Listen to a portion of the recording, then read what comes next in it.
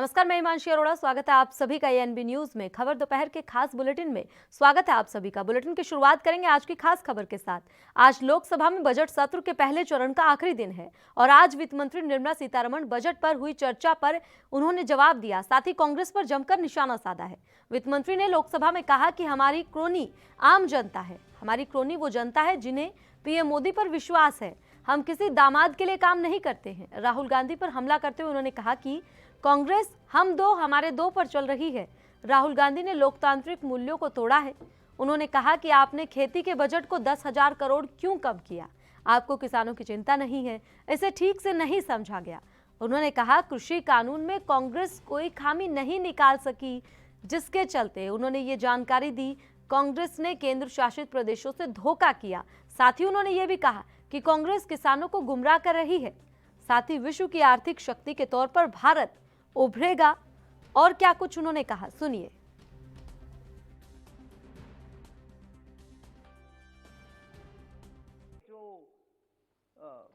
Kind of mischiefs, I am using a lighter word, करने वाले देश के साथ पार्टी की ओर से सरकार एमओयू नहीं, सरकार एमओयू नहीं, पार्टी टू पार्टी एमओयू करके जब देश का कुछ बॉर्डर में क्राइसिस होता है तब हमसे ना बात करते हुए, सरकार से हम छोड़ो, सरकार से ना बात करते हुए उनके दूतावास से बात करके क्या हो रही है बॉर्डर में, करने वाले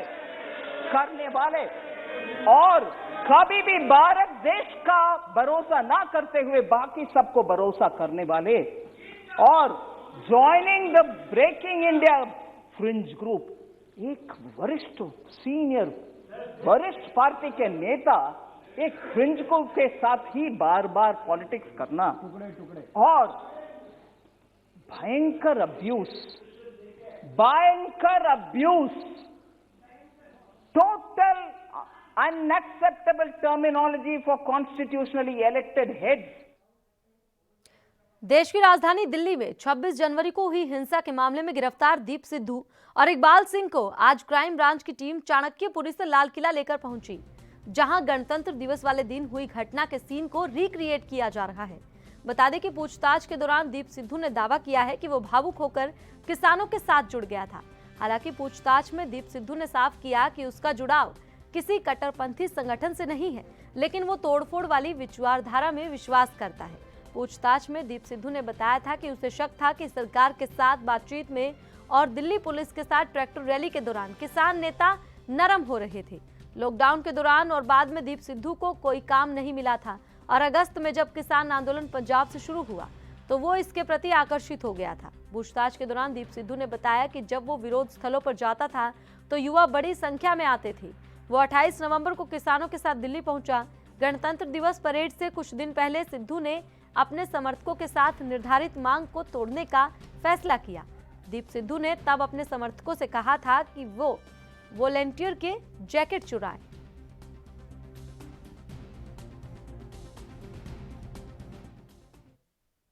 कृषि कानून को लेकर अभी तक प्रदर्शन खत्म नहीं हुआ है। सरकार का कहना है कि कृषि कानून में बदलाव को लेकर तैयार है। वहीं किसानों का यह कहना है कि कृषि कानून रद्द होने चाहिए। इसको लेकर कई नेताओं ने अपनी प्रतिक्रियाएं दी हैं, सुनिए। किसान अन्नदाता, उनकी मौत होगी, शहीद हो गए और उनकी तरफ से, सरकार की तरफ से प्रस्ताव नहीं आएगा। अगर नहीं आता है तो विपक्ष का भी दायित्व है कि उन दायित्व का निर्वहन करें। और अगर राहुल गांधी जी ने श्रद्धांजलि देने के लिए आह्वान किया मेंबर से, तो उसमें कोई अनपार्लियामेंट्री कंडक्ट नहीं है। 11 दौर की बातचीत हुई, किसान नेताओं ने कभी मना नहीं किया, लेकिन बातचीत शब्द का भी विश्लेषण आवश्यक है।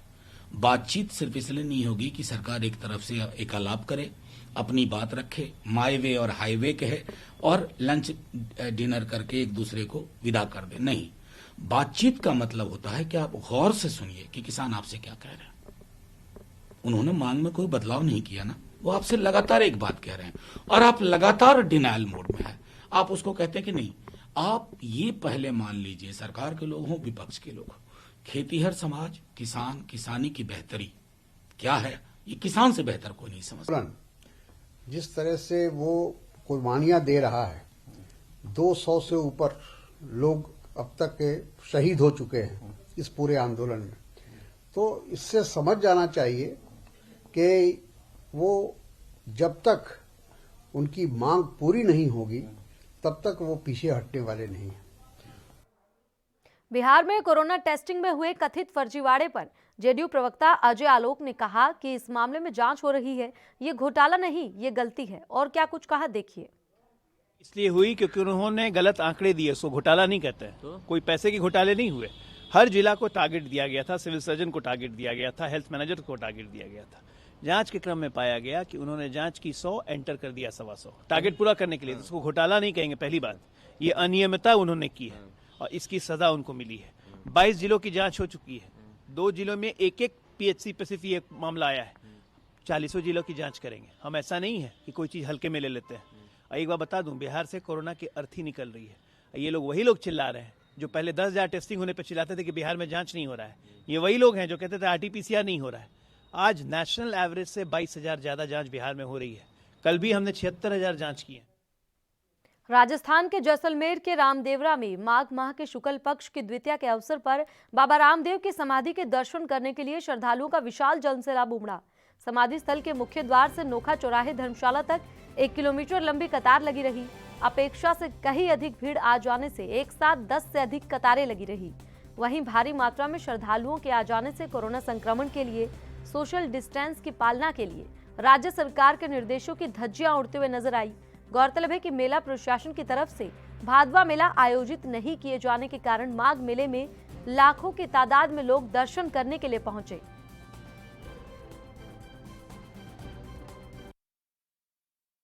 नागौर डेगाना से घनश्याम सोनी, यहाँ पे कोई व्यवस्था नहीं है। सब लोग साइड से जा रहे हैं। मतलब बच्चे छोटे वगैरह सब परेशान हो रहे हैं। मतलब पूरी अव्यवस्था फैली हुई है यहाँ पे। आप कितने देर से खड़े हैं यहाँ पे? मैं मतलब करीब 1 घंटा 15 मिनट हो गए और यहाँ से खड़े हैं अभी। मतलब जाने आने के लिए बीच में से लोग आगे घुस रहे हैं साइड में। मतलब हम साइड करके यहीं खड़े हैं।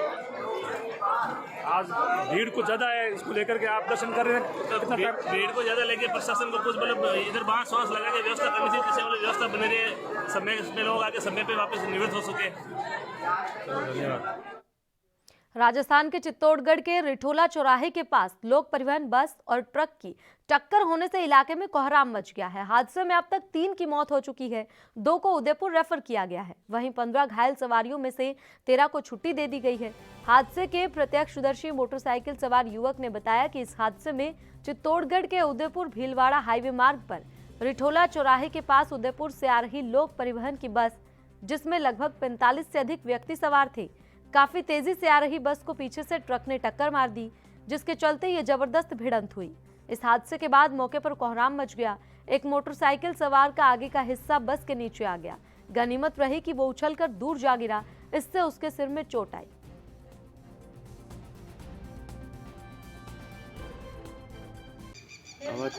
नीरू, कहाँ रहते हो? गोसुंडा। ये किस प्रकार हादसा हुआ? आप किस पर थे? खड़ा था, गाड़ी तेजी से ही वो हादसा वो पीछे के नंगे नहीं पड़े, मैं गिर गया। मोटरसाइकिल पे थे? हाँ, मोटरसाइकिल पे। अच्छा। वो गाड़ी 3 गुलाटी खा के पास में आती। यूपी के अमेठी में संदिग्ध परिस्थितियों में कल शाम से गायब हुए 40 वर्षीय व्यक्ति का मोबाइल और मोटरसाइकिल पुलिस ने बरामद कर लिया है। दरअसल संभाई नाला जंगल के पास से गायब हुए व्यक्ति का मोबाइल और मोटरसाइकिल मिला है। खोजबीन के दौरान पुलिस कर्मियों को खून के धब्बे भी नजर आए, जिससे अंदाजा लगाया जा रहा है कि व्यक्ति की हत्या की गई है। फिलहाल पुलिस मामले की छानबीन में जुटी है।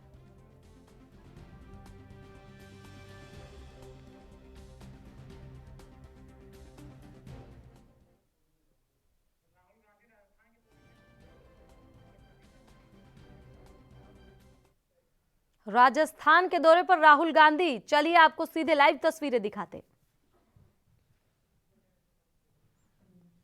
तो आपको बता दें, राजस्थान के 2 दिवसीय दौरे पर राहुल गांधी और आज दूसरा दिन।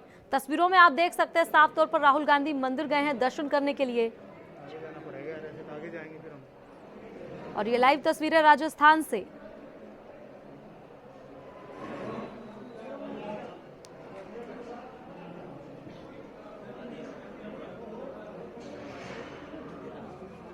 काफी अहम ये राजस्थान का दौरा माना जा रहा है राहुल गांधी के लिए, क्योंकि जिस प्रकार से कांग्रेस की गुटबाजी सामने आ रही थी, राजस्थान में किसान आंदोलन को लेकर, क्योंकि सचिन पायलट की ओर से लगातार किसानों के लिए जो महापंचायतें सम्मेलन किए जा रहे थे, उसके बाद राहुल गांधी का ये दौरा काफी अहम। कोटा शहर में फिर से बदमाशों ने फायरिंग की वारदात को अंजाम दिया है और फरार हो गए। बंगाली कॉलोनी सब्जी मंडी के पास हुई इस वारदात के बाद स्थानीय लोगों में भय का माहौल है। जानकारी के अनुसार मकबरा निवासी आरिफ सब्जी मंडी में आड़त का काम करता है। पुरानी रंजिश को लेकर इनके परिचित इकबाल, चांद और शबीर ने फायरिंग की वारदात को अंजाम दिया और फरार हो गए। गनीमत रही कि आरिफ के पैर में ही गोली लगी, जिसके कारण उसकी जान बच गई। आरिफ को तुरंत अस्पताल में भर्ती करवाया गया, जहां उनका इलाज जारी है। बताया जा रहा है कि सब्जी मंडी में दुकान को लेकर पुरानी रंजिश चल रही थी और इसी के चलते फायरिंग की वारदात को अंजाम दिया गया और उसके बाद से आरोपी मौके से फरार है। वारदात के बाद सीआई और डीएसपी और एएसपी सहित कई पुलिस अधिकारी मौके पर पहुंचे और घटनास्थल का मुआयना किया और आरोपियों की गिरफ्तारी के लिए अलग अलग टीमें गठित की।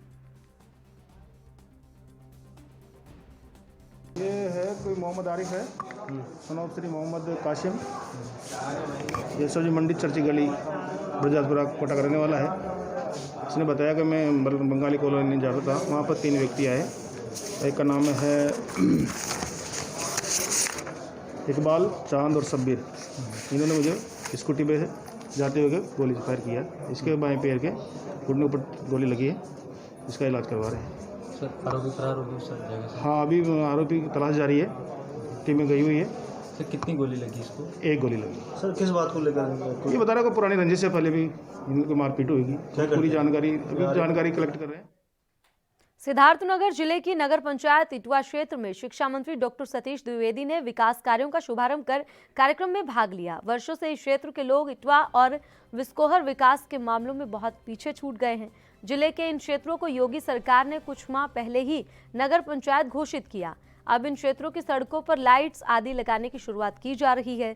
इस अवसर पर शिक्षा मंत्री सतीश द्विवेदी ने बताया कि इस क्षेत्र में 2 नगर पंचायत घोषित होने के बाद अब विकास कार्यों का शुभारंभ भी शुरू कर दिया गया है। साथ ही आगामी 2022 के विधानसभा चुनाव में विकास कार्यों की वजह से सर्वाधिक सीट जीतने की बात कही।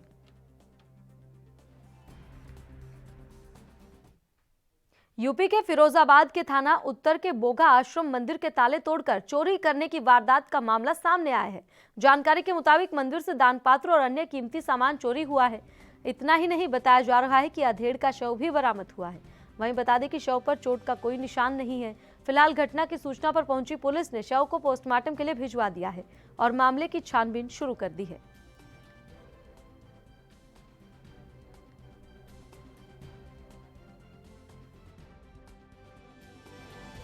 जब हम लोग आए तब देखा सब ताले टूटे हुए थे, मंदिर के दान पात्र के सबके ताले टूटे हुए और चोरी हुई है। एक बाहर गेटमैन है जो भगत जी थे, बाहर मेन गेट आश्रम का खोलते बंद करते थे, वो भी अपने कमरे में मृत पाए गए हैं। कारण स्पष्ट नहीं है अभी। नाम से जाना जाता है, थाना उत्तर का इलाका है। यहाँ पे प्रातः सूचना मिली थी पुलिस को करीब 6 बजे के आसपास कि यहाँ जो मंदिर है वहाँ पे चोरी हो गई है, कुछ दान पात्र के ताले टूटे हैं।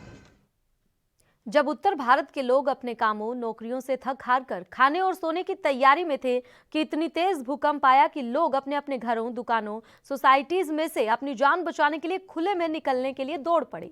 इसी तरह का अपना अनुभव जम्मू कश्मीर राज्य के सीएम रहे उमर अब्दुल्ला ने ट्विटर पर शेयर किया। अब्दुल्ला ने अपना अनुभव साझा करते हुए कहा कि भूकंप इतना अधिक शक्तिशाली था कि वो अपना फोन भी घर में ही छोड़कर बाहर के लिए भाग निकले। उमर अब्दुल्ला ने अपने ट्वीट में लिखा कि मैंने साल 2005 के बाद से श्रीनगर में इतना भयानक भूकंप कभी नहीं देखा जिसने मुझे अपने घर से बाहर भागने के लिए मजबूर कर दिया हो। मैंने अपना कंबल उठाया और भाग निकला। मुझे अपना फोन संभालने का भी ख्याल नहीं रहा।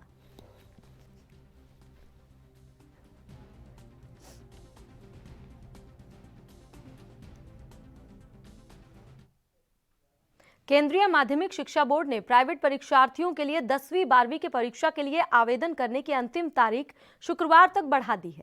पहले अंतिम तारीख 22 फरवरी थी, जो अब 25 फरवरी कर दी गई है।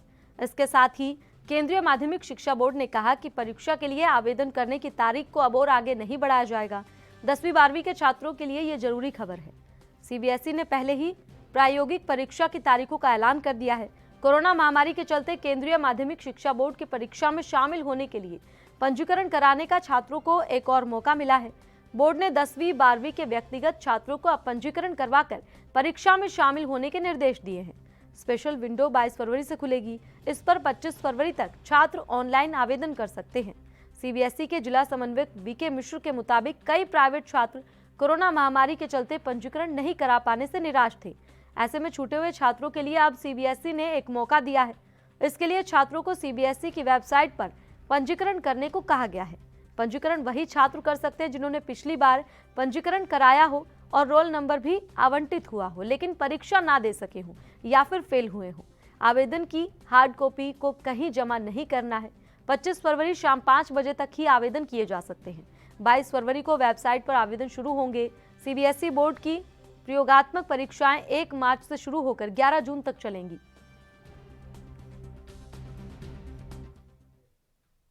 और फिलहाल रुकेंगे एक छोटे से ब्रेक के लिए, लेकिन फौरन लौटेंगे।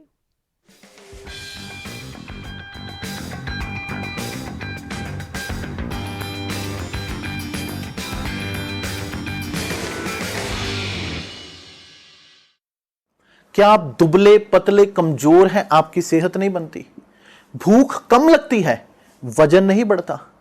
दरअसल मेन बात खाना पीना खाना नहीं है, मेन बात है खाया पिया लगना। और अगर खाया पिया लगेगा ही नहीं तो सेहत बनेगी कैसे?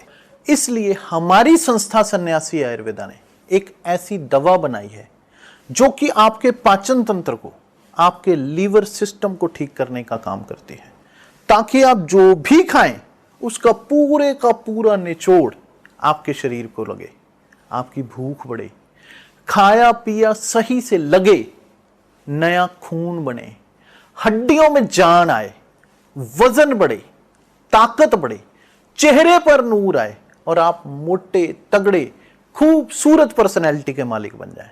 यह दवा पूरी तरह से आयुर्वेदिक होती है। इसका शरीर पर कोई भी साइड इफेक्ट, कोई भी नुकसान या दुष्प्रभाव नहीं होता। लड़के लड़कियां दोनों इसका इस्तेमाल कर सकते हैं और पहले 15 दिन के अंदर ही आपको इसका असर महसूस हो जाएगा।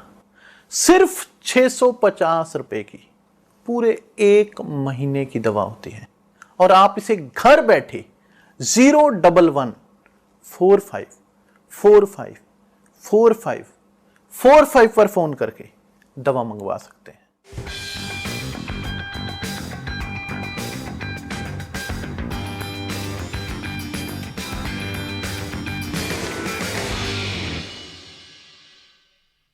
और ब्रेक के बाद आप सभी का फिर से स्वागत है। चलिए रुक करते हैं बाकी की तमाम खबरों की ओर। यूपी के कुशीनगर जनपद की रहने वाली एक बेटी ने अपने प्रदेश से लेकर अपने जनपद तक का नाम रोशन किया है।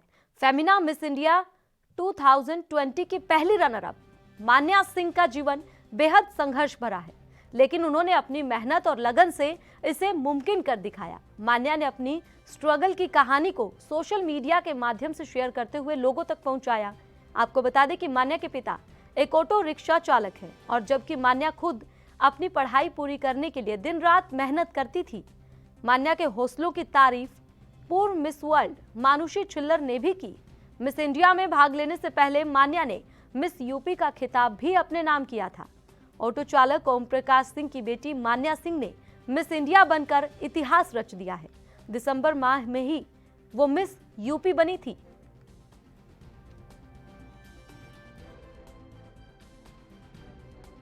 बहुत अच्छा महसूस होता है और बहुत गरीब परिवार की लड़की है तो इतना तरक्की कर ली। हम लोगों को तो बहुत खुशी है। अगल बगल के मेरे घर के पीछे उनका मकान है और हमारे बहुत करीबी हैं, लेकिन बहुत हम लोगों को खुशी हो रही है कि लड़की आगे बढ़ रही है।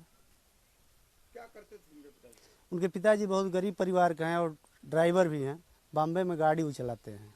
हम लोगों को बहुत खुशी हो रहा है कि भाई हमारे क्षेत्र की लड़की इतना नाम रोशन कर रही है और आगे बढ़े। हम लोग को यही प्रभु से प्रार्थना है। बहुत फरवरी का आधा महीना लगभग बीत चुका है, लेकिन मौसम अपनी करवट बदलने से नहीं रुक रहा है। केरल के मुन्नार में गुरुवार को तापमान -2 डिग्री सेल्सियस यानी 0 से 2 डिग्री सेल्सियस नीचे दर्ज हुआ। फरवरी में तापमान में तेज गिरावट की ये एक अप्रत्याशित घटना है। इसे जलवायु परिवर्तन के प्रभावों के सबसे मजबूत संकेतों में से एक माना जा रहा है। मुन्नार एक हिल स्टेशन है जिसे दक्षिण का कश्मीर कहा जाता है। मौसम विभाग के मुताबिक नए पश्चिमी विक्षोभ के चलते उत्तराखंड के उत्तरी इलाकों में 14 से 16 फरवरी को हल्की बारिश या बर्फबारी हो सकती है। इसके अलावा मौसम का हाल बताने वाली निजी कंपनी स्काईमेट का कहना है कि फरवरी के आखिरी दिनों में उत्तराखंड में भारी बर्फबारी देखी जा सकती है। वहीं दिल्ली में भी हल्के बादलों की वजह से मौसम गर्म है और स्मॉग जैसी स्थिति बनी हुई है।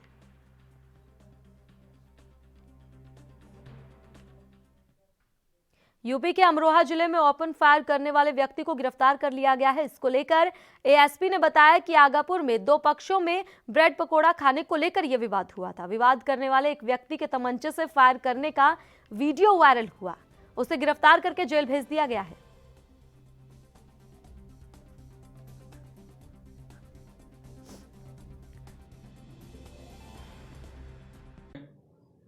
ब्रेड पकौड़ा खाने को लेकर विवाद हो गया था।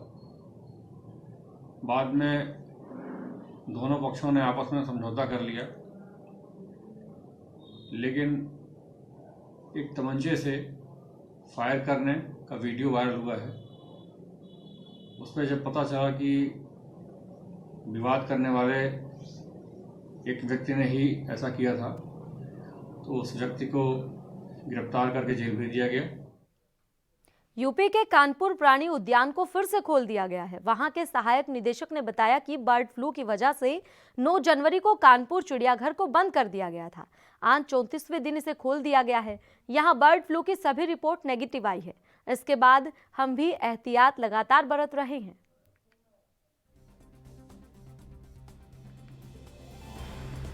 नौ जनवरी को बर्ड फ्लू के चलते हम लोगों ने कानपुर जू को बंद कर दिया था और उसके बाद आज 12 फरवरी को डीएम साहब के संस्तुति के बाद, रिकमेंडेशन के बाद जू को खोल दिया गया है। हम लोगों ने जो एहतियात बरत रहे थे वही एहतियात हम लोगों ने बरता है। हम लोगों ने, आपने देखा होगा कि पक्षी घर जहाँ पर सबसे ज़्यादा सेंसिटिव मामला था, पक्षी घर के आसपास 4 मीटर चौड़ी पट्टी हमने बनाई है, जिस पर जो है ब्लीचिंग पाउडर, चूना और सोडियम हाइपो तमाम चीज़ें पड़ी हैं, जिस पर से दर्शक जब अंदर जाएंगे तो उनके पैर में अगर मान लीजिए खुदा न खास्ता कहीं बर्ड फ्लू बाहर से लेके आ रहे हों पार्टिकल्स पैर में। पंजाब के अमृतसर में आज सुबह घना कोहरा छाए रहने की वजह से विजिबिलिटी काफी कम रही। एक महिला ने बताया कि कोहरा काफी ज्यादा है। कोहरे की वजह से कई बार हमें एक कदम आगे की चीजें भी दिखाई नहीं देती हैं।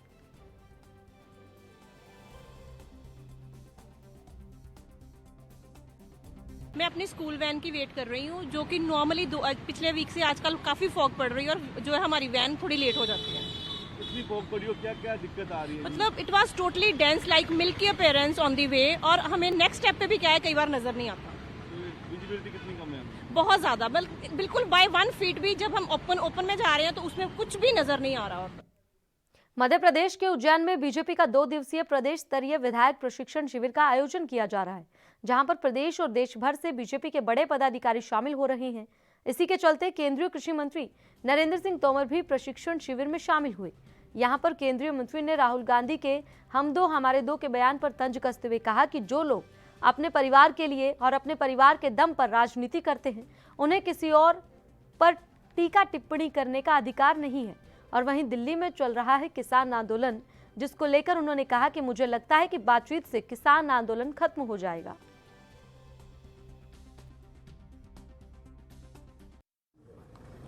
मैं प्रशिक्षण एक महत्वपूर्ण कार्यक्रम है। स्थानीय समिति के कार्यकर्ता से लेकर राष्ट्रीय स्तर पर काम करने वाले कार्यकर्ता भी समय समय पर प्रशिक्षण वर्ग में भाग लेते हैं। मध्य प्रदेश में भारतीय जनता पार्टी के विधायकों का ये प्रशिक्षण वर्ग है। बहुत सारे ऐसे कार्यकर्ता हैं जो पहली बार जीत कर आए, बहुत सारे ऐसे कार्यकर्ता हैं जो अनेक अनुभवों को लिए हुए हैं। इन सब का मेल मिलाप हो और पार्टी और जनता के बीच में काम करने की दृष्टि से सब लोग मिलके एक दूसरे से सीख सकें, इसके लिए प्रशिक्षण वर्गों का बहुत उपयोग होता है। और मुझे प्रसन्नता है कि मध्य प्रदेश में ये वर्ग आज आरंभ हुआ है, कल इसका समारोह होगा और इसका परिणाम अच्छा निकलेगा। राहुल गांधी की बात को कांग्रेस पार्टी के लोग भी गंभीरता से लेते नहीं और मुझे इस बात की बहुत चिंता है। राहुल गांधी के नेतृत्व में कांग्रेस जिस तीव्र गति के साथ स्खलित हो रही है, इससे विपक्ष कमज़ोर हो रहा है और विपक्ष कमज़ोर होता है तो लोकतंत्र के लिए ठीक नहीं होता। जहाँ तक राहुल गांधी के तंज का सवाल है तो मैं उनको आपके माध्यम से कहना चाहता हूँ कि जो लोग सिर्फ परिवार के बल पर ही राजनीति करते हों, परिवार के लिए ही राजनीति करते हों, उनको किसी दूसरे पर टिप्पणी करने का कोई नैतिक। यूपी के अमेठी में बदमाशों के हौसले लगातार बुलंद दिखाई दे रहे हैं। एक तरफ जहां हाई प्रोफाइल मर्डर केस में अमेठी पुलिस आई, तभी देर रात तिलोई तहसील के शिवरतगंज थाना क्षेत्र की ग्राम पंचायत जगतपुर में दलित युवक के आवासीय छप्पर को दबंगों ने जला दिया। साथ ही दलित के साथ गाली गलौज करते हुए मारपीट भी की गई।